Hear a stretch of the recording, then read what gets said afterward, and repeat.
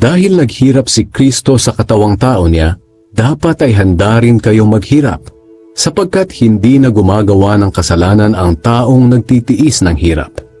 Hindi na siya sumusunod sa masasama niyang ugali, kundi sumusunod na siya sa kalooban ng Diyos. Kaya huwag na ninyong gawin ang mga ginagawa niyo noon, ang mga bagay na gustong gawin ng mga taong hindi kumikilala sa Diyos. Puno ng kahalayan ang buhay niyo noon, at sinunod niyo ang nasa ng inyong laman.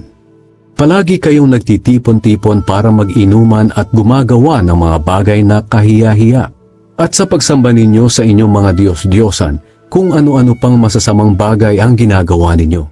Pero nagtataka ngayon sa inyo ang mga taong hindi kumikilala sa Diyos, kung bakit hindi na kayo nakikisama sa magulo at maluho nilang pamumuhay. Kaya nagsasalita sila ng masama sa inyo. Ngunit mananagot sila sa Diyos sa ginagawa nila. Dahil hahatulan ng Diyos ang lahat ng tao, buhay man o patay.